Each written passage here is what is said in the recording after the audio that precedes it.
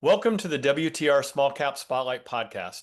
I'm your host, Tim Gerdeman, Vice Chair and Co-founder and Chief Marketing Officer of Water Tower Research. Today, we're joined by Dr. Elazar Sonnenschein, founder and CEO of Pulsenmore, Nasdaq and Tel Aviv Stock Exchange ticker symbol PLSM. Pulsenmore is a medical device company that has developed the first FDA De Novo authorized prescription home use prenatal ultrasound system.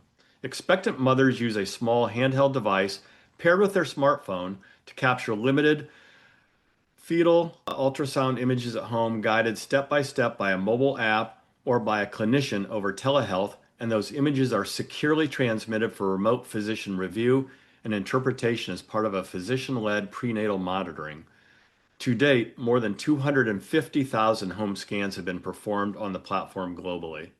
Building on its prenatal care platform, Pulsenmore is pursuing a broader women's health strategy, and the company's development pipeline includes fertility and IVF monitoring applications, which are commercially available in some markets already. Also joining is my WTR equity research colleague, James Kisner. Good morning, gentlemen, and thank you for joining the show. Good morning. Good to see you. Good morning. Elazar, you founded Pulsenmore in 2014 after a long career building medical device and technology companies. What was the original problem that you saw in prenatal care that convinced you to spend the next decade building a home use ultrasound platform? And for listeners new to the story, how would you describe what Pulsenmore does in just plain simple English language? After many years building medical technology companies, I became fascinated by a simple question. Why is ultrasound, one of the most powerful tools in medicine, still largely available only inside clinics and hospitals? In pregnancy, the gap is especially clear. Expectant mothers spend months between scheduled visits, often wanting reassurance or additional monitoring, while healthcare systems are facing growing demand and limited resources. It seems clear that ultrasound needs to become more accessible. That was the starting point for Pulsenmore. Our vision was to bring ultrasound into home while keeping physician and healthcare providers at the center of the care process. We developed a solution that combines a handheld ultrasound device, a smartphone, and a remote clinical workflow. This allows scans to be performed at home and reviewed by healthcare professionals. In simple terms, Pulsenmore enables healthcare providers to extend ultrasound-based care beyond the walls of the clinic. We are helping make monitoring more convenient for patients and more scalable for healthcare systems. We began in prenatal care because the needs is significant and well-defined. But from the beginning, we view this as a platform technology. Like you said, today we are advancing additional women health applications, including fertility and IVF monitoring, with the goal of making ultrasound more accessible wherever it can improve care. Always subject to appropriate clinical and regulatory pathway. That's a great overview. I appreciate it. And as I mentioned before the podcast recording started, as a father of two adult children, I remember all the hassles involved with that. So I think this is a remarkably clever idea, and I congratulate you on the idea. James? Thank you. Sure. So thanks again for joining us, Elazar. So in October 2025, Pulsenmore received FDA De Novo marketing authorization for a prescription home use prenatal ultrasound. So that was, I think, a category defining moment. Can you walk us through why that authorization matters competitively and how that changed the conversation you're having with U.S. providers and health plans? The FDA De Novo authorization was a defining milestone for Pulsenmore because it established a new regulatory category for prescription home use prenatal ultrasound in the United States. De Novo is a complex pathway that relatively few medical device companies successfully navigate, particularly for products that create an entirely new category rather than fit within an existing one. That distinction reflects years of clinical development, regulatory work, and evidence generation. From a competitive standpoint, this creates a meaningful differentiation and a real market access milestone. It has changed the conversation we are having in the US from future potential to discussion on implementation, adoption, workflow, and integration into routine care pathway. Wow, that sounds truly groundbreaking. Let's spend a minute on the technology itself, because what you've built is non-obvious, an ultrasound that a patient can use at home to capture images a clinician can actually rely on. What were the hardest parts of making that work, and what does the clinical evidence show, both from your studies and from the more than 250,000 real-world home scans that have been performed to date? You are absolutely right. The challenge wasn't building a smaller ultrasound device. The real challenge was enabling someone with no ultrasound training to perform a scan at home and generate information that the clinician can confidently use. That requires us to solve several problems simultaneously. We had to simplify the scanning process, provide intuitive guidance through an app, ensure reliable image acquisition, and create a workflow that keeps the physician involved in the interpretation and clinical decision-making. The goal was never to turn patient into sonographer. The goal was to extend physician-led care beyond the clinic. That's why we've spent years generating both clinical and real-world evidence. Our FDA clinical validation included a multi-center study conducted at the leading academic and clinical institutions, comparing home use scans with standard clinical assessment. The results demonstrated that the women can successfully perform guided scans at home and provide clinically useful information for remote physician review, which ultimately supported the FDA De Novo authorization. To date, more than 250,000 home scans have been performed through our platform across multiple countries, hospitals, and healthcare systems under different care models. In some countries, Pulsenmore supports national-scale remote monitoring programs. In others, it is integrated into hospital-at-home initiatives or hybrid high-risk pregnancy program where some person visit can be replaced with virtual encounter support by home ultrasound. That real-world experience is incredibly valuable because it shows that the technology is adaptable to different healthcare systems, and published evidences have shown benefits such as a reduced maternal anxiety, fewer unnecessary emergency department visits, greater patient engagement, and high satisfaction among both patients and provider. We don't just have a technology that works. We have evidence from both clinical studies and large-scale real-world implementation demonstrating that home ultrasound can become part of the routine care delivery, which is ultimately what drives long-term adoption and value creation. Oh, that's exciting. 250,000 is a lot, and it sounds like you're really off and running with this. Let's talk a little bit about manufacturing here. Pulsenmore has emphasized that it developed automated production capabilities for the ultrasound transducers that are central to the device. So why did you build that capability in-house, and what does it do for your costs and your supply reliability as you start scaling in the United States? From the beginning, we understood that if home ultrasound was going to become a scalable healthcare solution, we couldn't think only about clinical aspect. We also had to think about how to manufacture it at scale. The ultrasound transducer is the heart of the device. It's one of the most complex and critical components from both a performance and cost perspective. Early on, we made the strategic decision to develop proprietary automated production capabilities rather than rely entirely on traditional manual manufacturing approaches. That decision required significant investment, but we believe it has become an important competitive advantage.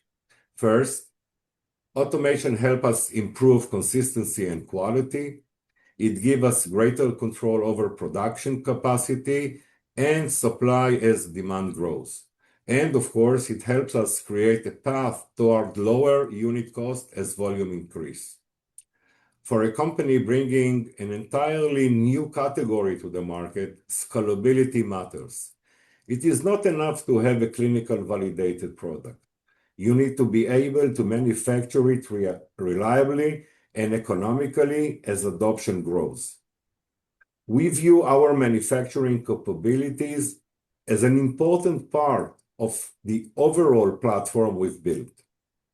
Over the past decade, we've developed expertise not only in ultrasound technology, clinically workflow, software, and regulatory execution, but also in production processes required to support large-scale deployment.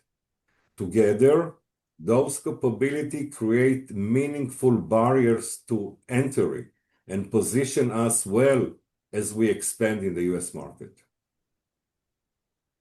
Let's talk more about that expansion into the U.S. market and launch. So you first announced some partners, the Center for Fetal Medicine in Los Angeles and TLC Perinatal in Maryland, are specialists in maternal fetal medicine practices rather than the big national hospital systems or telehealth platforms. Can you walk us through the commercial strategy, the different channels you're targeting, and what the model looks like in practice for those first partners? What's exciting is that we see multiple pathways to scale in the US. One channel is specialist maternal fetal medicine and OBGYN practices that want to extend care beyond the clinic. Another is health system investing in remote monitoring and hospital at home programs.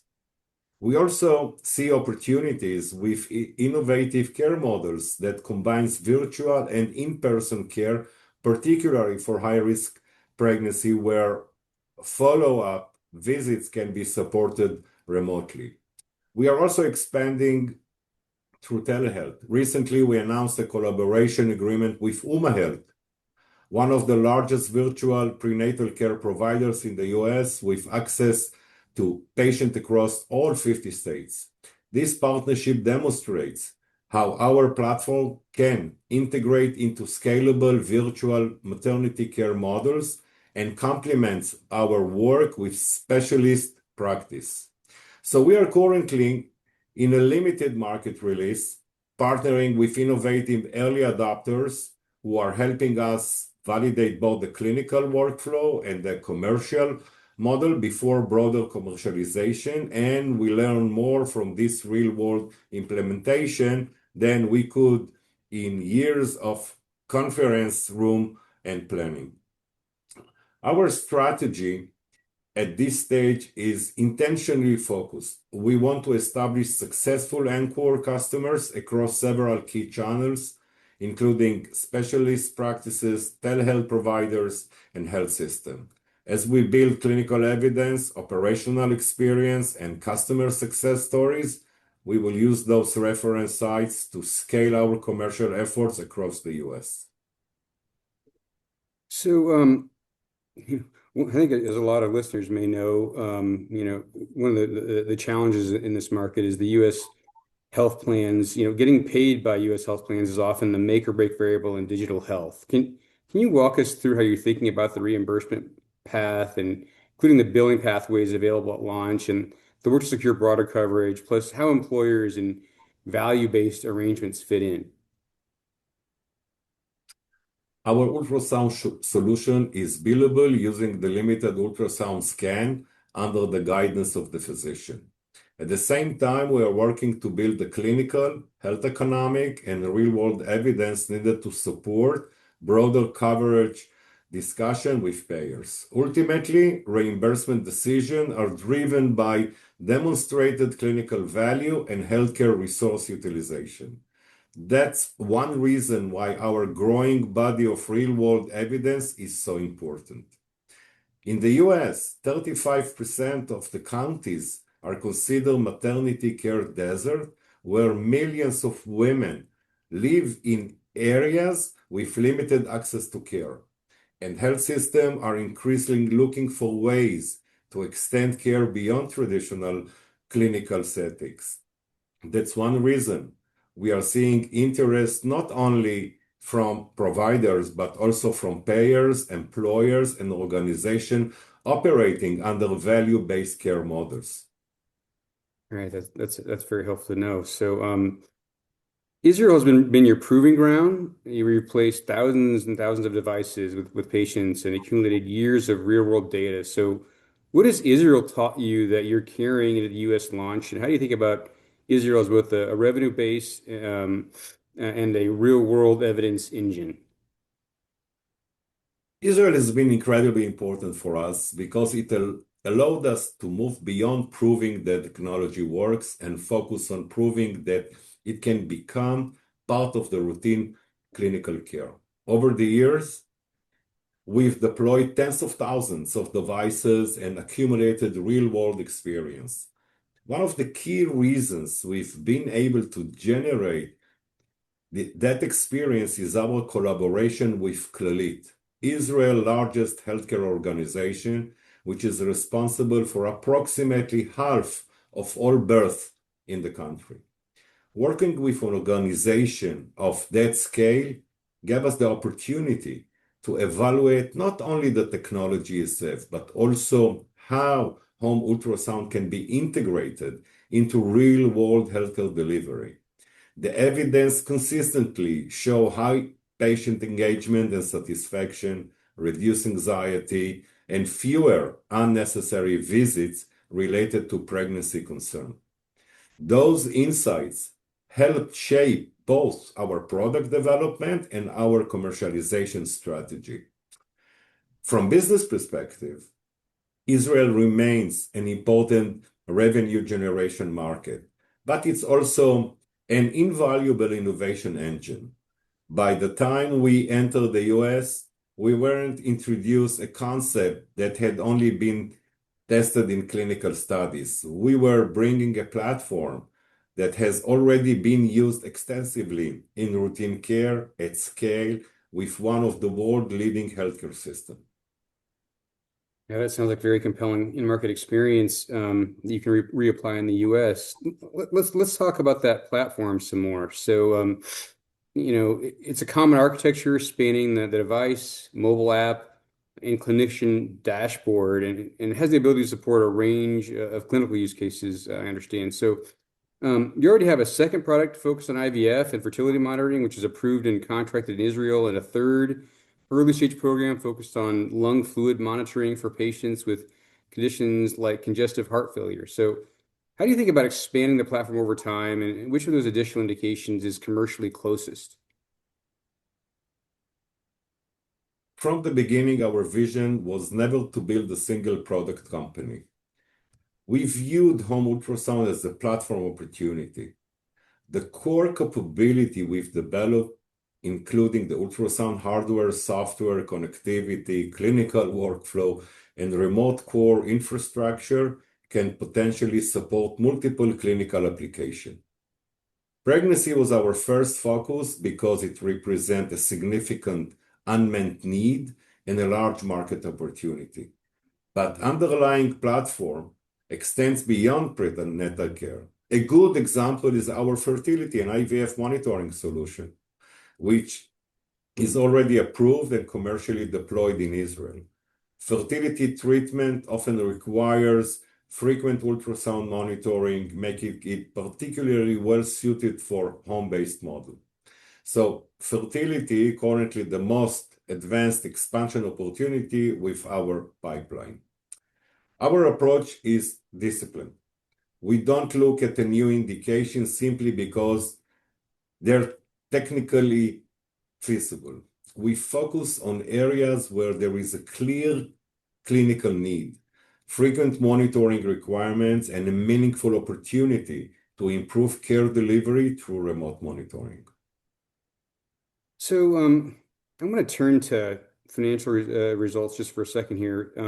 2025 showed a big step up with full year revenue of about $12.5 million and net loss cut roughly in half to about $5 million. A large part of that reflected the one-time GE settlement. But as you ramp in 2026, how are you thinking about building durable operating leverage in the underlying business and balancing U.S. commercialization investment against preserving your runway?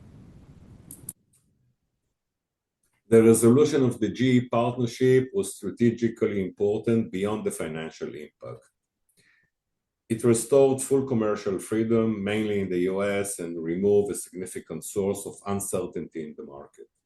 We ended 2025 with 21.7 million in liquid assets, providing approximately 18 to 24 months of runway at the current operating pace. 2026 is focused on building the US commercial foundation, and capital is being allocated to our sales and revenue generating activities. We expect early accounts to mature and new partnerships to materialize. So 2027 is expected to be a meaningfully stronger year for revenue growth. Okay, that's a good segue to just kind of wrap up here. Pulsenmore is at the start of what is realistically a multi-year U.S. commercialization story on top of a platform with multiple clinical pipelines. As you look over the next 12 to 18 months, what are the priorities that you and the team are most focused on, and what should investors be watching as the signals that you're executing well? The next months are really about execution. We are focused on expanding adoption of our prenatal solution in the US, expanding our claims by generating additional clinical evidences, advancing new application for our prenatal platform, and grow our fertility solution, which we believe represent a significant opportunity with women health. For decades, ultrasound has been one of medicine's most valuable diagnostic tool. Yet, access to it has been limited to hospital and clinic. We believe that's beginning to change. We've spent years building the technology, clinical evidence, regulatory foundation, manufacturing capabilities, and real-world experience needed to help drive that transformation. As we continue to achieve our objective, Pulsenmore will be the company that help redefine how ultrasound is delivered, making it more accessible, more connected, and available wherever it can improve care. That's the vision we are building toward, and that's what motivates our team every day. Wow, Elazar, that's a really exciting story, and this sounds like a very innovative company. So we'll be watching closely and following it going forward. I'd like to hand the mic back to Tim to make some closing comments. Thanks, James. And Elazar, thanks so much today for joining us and talking about Pulsenmore and your business model. Every now and then I hear a story where I literally want to kind of hit myself in the head and say, why didn't I think of that? Because this one is just, there's such an obvious need for it. I think it's really cool, and best wishes you start to scale in the United States. Thank you so much. Thank you for listening, and don't forget to subscribe, as well as visiting www.watertowerresearch.com to stay up to speed on the company's small cap written research reports, podcasts, fireside chats, industry-specific symposiums, and conference schedules. We will see you next time for another edition of the WTR Small-Cap Spotlight Podcast. Finally, a special thanks to the producer and editor of the podcast, Krista Fitzpatrick.